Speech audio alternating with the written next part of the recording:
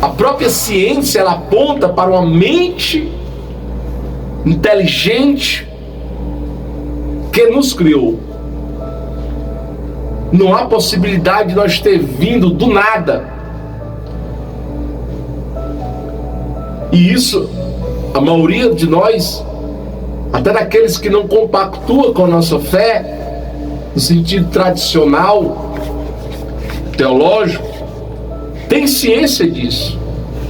O apóstolo Paulo vai falar isso em Romanos. Está aí as digitais de Deus na natureza, na complexidade de uma célula.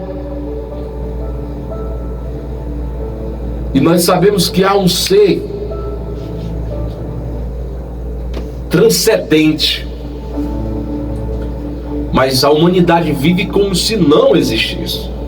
Por isso vamos ler aqui essa passagem do apóstolo Paulo, que eu quero entrar aqui no assunto contemporâneo. A partir do versículo 18, Paulo vai dizer, do capítulo 1 de Romanos: a ira de Deus se revela do céu contra toda impiedade e perversão dos homens que detêm a verdade pela injustiça. Então o objeto da ira de Deus é a impiedade, a perversão e a injustiça. Porquanto o que Deus se pode conhecer é manifesto entre eles, porque Deus lhes manifestou.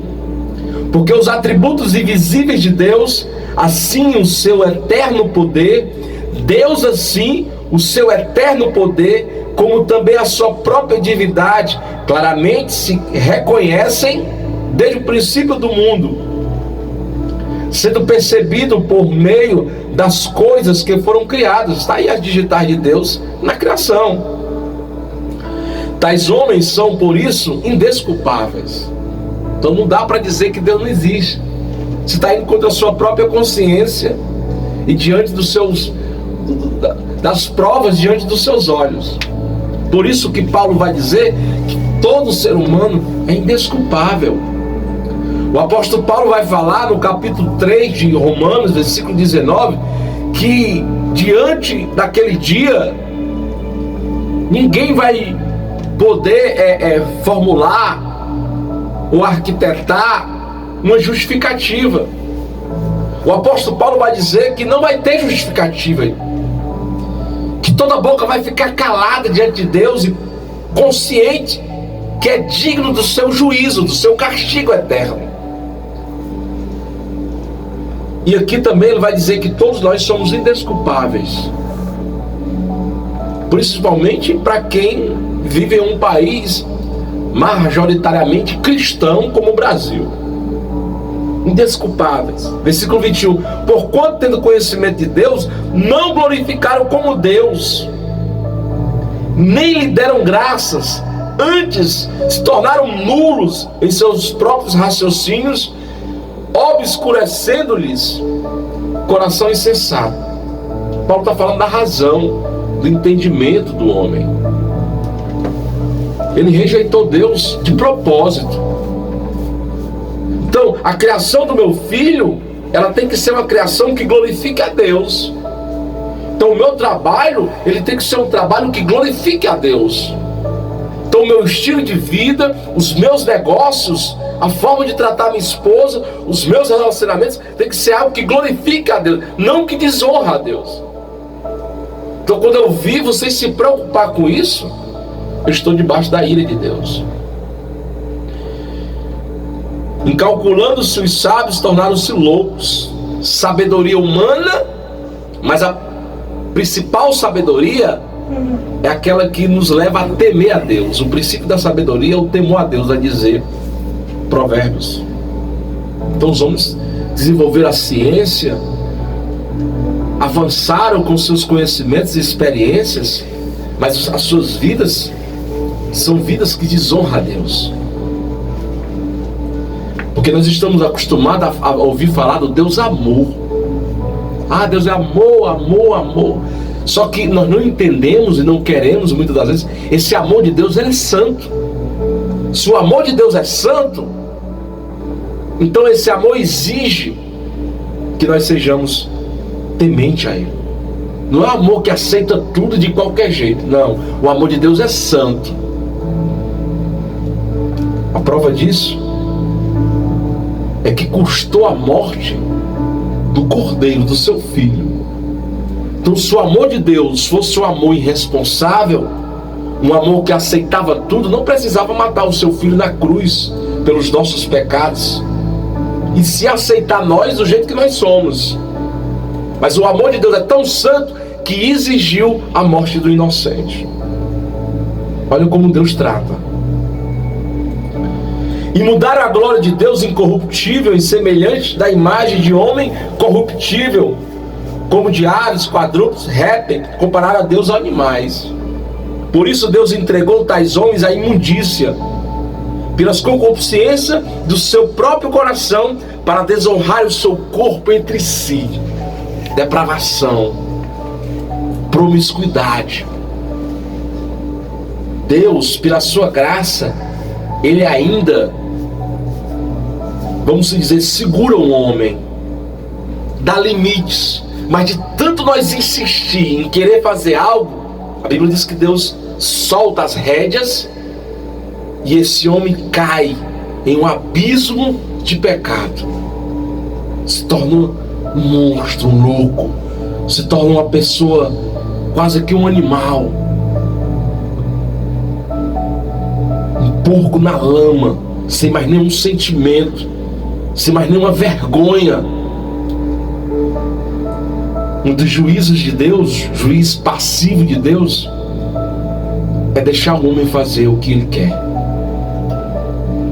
Se Deus deixar o homem fazer o que ele quer, não existe juízo passivo e terreno pior, que é Deus entregar o homem às suas paixões loucas. É terrível.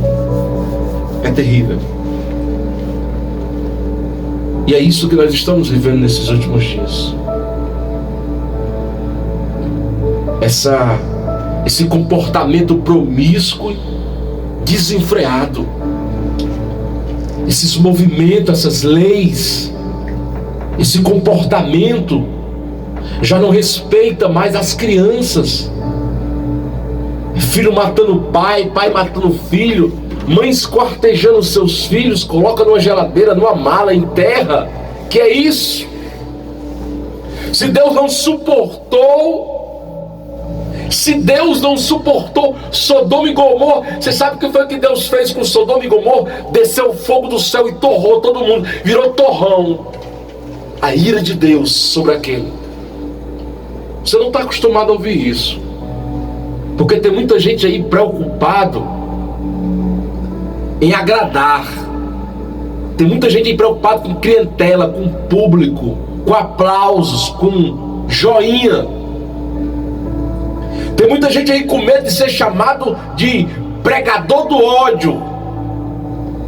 Não, meu irmão. Amar é falar a verdade, é tocar trombeta, é alertar. Ei! Esse Deus só amor que a tua religião ensinou é mentira. O Deus da Bíblia, Ele é amor? É, mas Ele é justiça. E a qualquer momento Ele vai sacudir esse planeta Terra, como Ele tem feito em alguns locais específicos. Parece que a pandemia não se viu mais de nada. Está todo mundo aí de novo. Está todo mundo aí preocupado só com o seu quadrado. Eu não estou nem aí. Estão aprovando essas leis, estão perseguindo esse grupo de pessoas. Eu não estou nem aí, mas vai chegar em você também, meu irmão. Acorda. Cuida direito dos teus filhos. Ora pelos teus filhos. O papel do homem é ser sacerdote, aquele que leva os pecados e apresenta. Qual era o papel do sacerdote em Israel? Pegava os pecados de Israel e pedia a Deus misericórdia pelos pecados. Apresentava as causas do povo a Deus. O outro papel, profeta. Profeta é aquele que escuta Deus e passa para o povo. O papel do pai é esse. Intercede pelos seus filhos, leva os problemas a Deus, escuta Deus na sua palavra e exorta seus filhos. E prega o caminho da luz.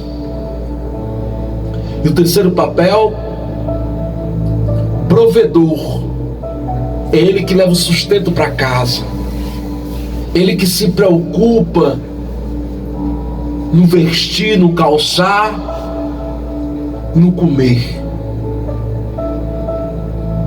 E o quarto, protetor. É ele que é a barreira entre o seu filho e o mal que quer atacá-lo. E o mal muitas das vezes vem com sandálias macias, camuflado,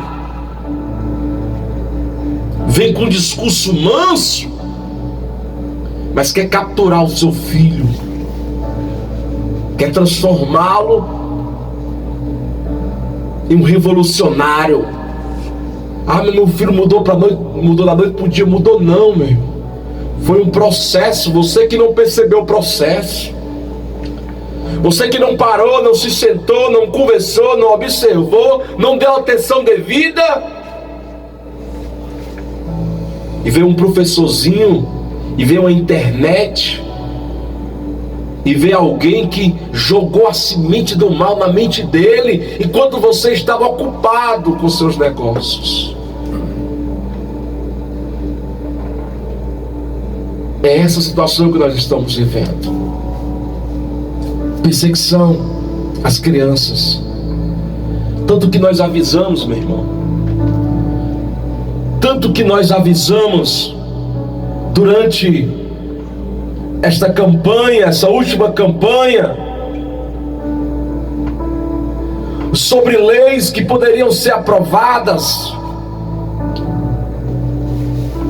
Qual é o papel do Estado, irmão Hildo? Já está terminando, eu quero concluir com isso.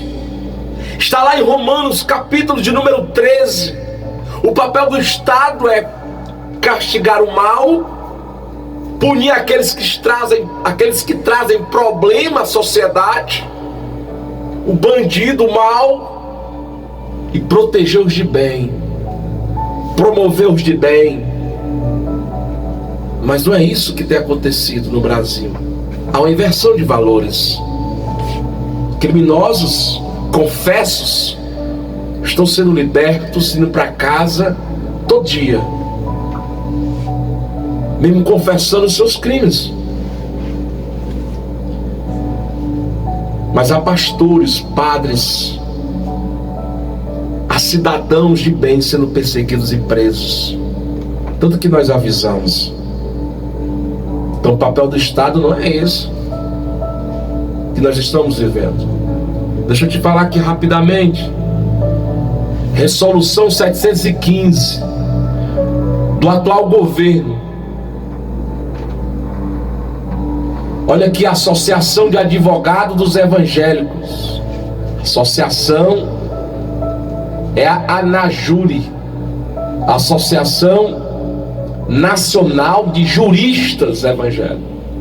Olha a nota de repúdio. A resolução 715/2023 promove políticas públicas nefastas com graves efeitos danosos contra a população brasileira, especialmente as crianças e aos adolescentes. Em caso de sua implementação, dentre essas, ressaltam-se as recomendações pela redução da idade de início de harmonização para 14 anos. Vou te explicar o que é isso. Em tratamentos de transição de gênero e pela legalização do aborto, legalização da maconha no Brasil como forma de combate a desigualdades estruturais históricas. Uma criança de 14 anos, teu filho, supomos que um revolucionário, um professor louco, faça uma lavagem cerebral nele, ou qualquer ainda da mídia, ele chega em casa e diz: pai, eu quero remover meu órgão genital, porque agora ele com 14 anos pode fazer isso. De maior não, de maior faz o que bem quer. Mas uma criança, um adolescente que ainda está em formação, você tem ideia de quantas pessoas se arrependeram, se suicidaram, estão depressivas? Mas o governo está promovendo isso sem falar o outro lado, sem conscientizar por completo. 14 anos a criança agora pode se mutilar. A realidade é essa, a palavra. Legalização da maconha. Eu sou um ex-usuário, meu. A maconha é a porta para outras drogas. Canadá, olha aí, vai na internet, Canadá tá desesperado. Legalizou lá. As ambulâncias agora, em vez de atender o cidadão que está passando mal, vai atender alguém que está dando overdose. Imagina o Brasil que não tem atendimento para todos. A juventude está se destruindo, está todo mundo zumbi lá, doente. E o aborto, o assassinato de crianças no ventre da mãe. Resolução 715.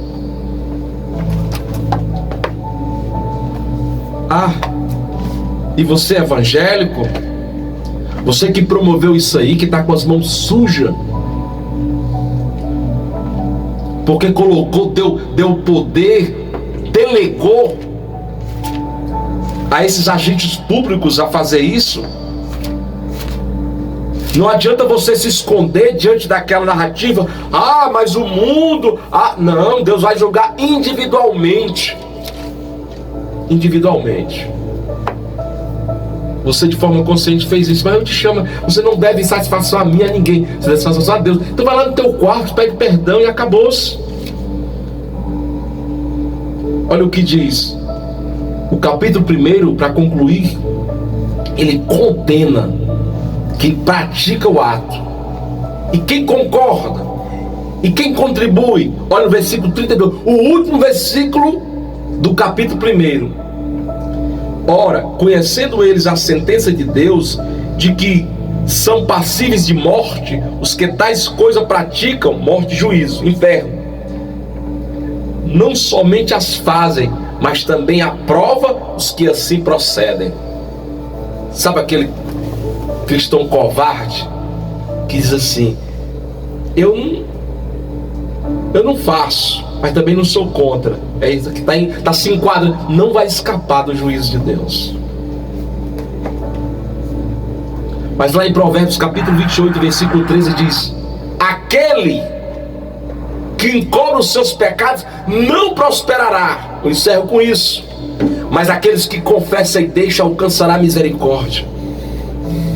Perseguição contra as nossas crianças, perseguição covarde, querendo destruir nosso Brasil com mais drogas, com liberação de drogas, querendo assassinar crianças no ventre da mãe. A igreja do Senhor não vai se dobrar. Nós fomos chamados para ser mártires, mas não vamos se dobrar. Só se dobrando para o Todo-Poderoso. E você que contribuiu com isso, se arrependa. E você, paizinho, e você, mãezinha, cuide da sua família. Dobre o seu joelho diante de Deus. Ore, proclame, pregue a palavra, leve para a igreja, fale de Jesus. Não desista da sua família. Vamos nos unir, porque unidos somos mais fortes. As portas do inferno não prevalecerão contra a igreja do Senhor. Seja a igreja do Senhor, seja ovelha do pasto verdejante, do pastor dos pastores, que é Jesus, e nós venceremos. Está aqui Apocalipse. Termino com aquela frase de Billy Graham. Eu li a última página da Bíblia e lá estava escrito que nós venceria. Parafraseando. Apocalipse fala da vitória da igreja, do triunfo da igreja sobre Satanás, sobre o mundo e todos aqueles que se levantar contra ela. Está aqui escrito, nós já vencemos pelo sangue de Jesus. Glória a Deus. Está encerrado.